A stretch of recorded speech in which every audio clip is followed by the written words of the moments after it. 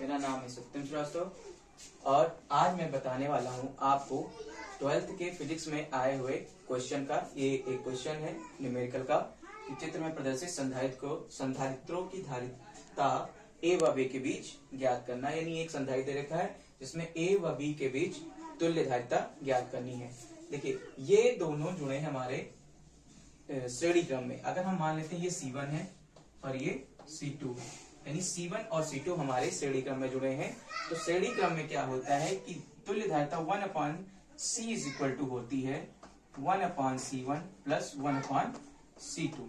ये हमारा श्रेणी क्रम में तुल्य धारिता का फार्मूला होता है। यानी हम अगर चित्र को ऐसे ड्रॉ कर लें, एक संधारित्र है ये, जिनके बीच हमें तुल्य धारिता ज्ञात करनी है। B है और ये है हमारा A।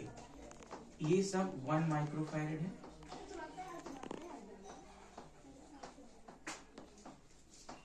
इनके बीच हमें तुल्य धारिता ज्ञात करनी है।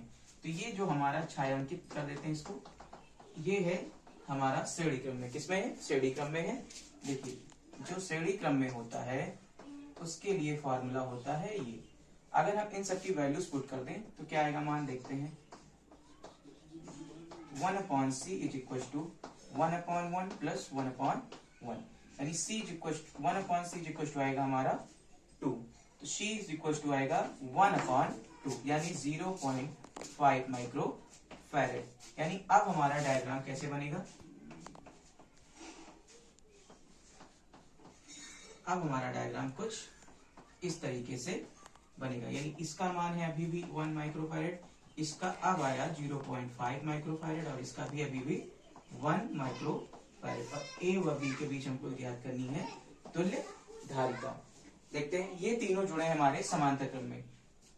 ये तीनों हमारे समांतर क्रम में जुड़े हैं। यानी समांतर क्रम के लिए फॉर्मूला होता है C is equal to C1 plus C2 plus dot dot dot and so on.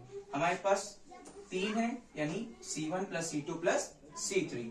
तो C इज इक्वल टू होगा 1 प्लस 0.5 प्लस 1। तीनों का यूनिट दे रखा है, मात्रक दे रखा है माइक्रोफैरड। हमारा मान आएगा 1 plus 0.5 1.5 plus 1 2.5 microfarad. C is equal to है हमारा 2.5 माइक्रोफैरड। यानी हमारे A व B के बीच की तुल्य धारिता कितनी है? Total 2.5 microfarad. ये हमारे 12th के बोर्ड एग्जाम में आए हुए क्वेश्चन में से एक था। Thank you.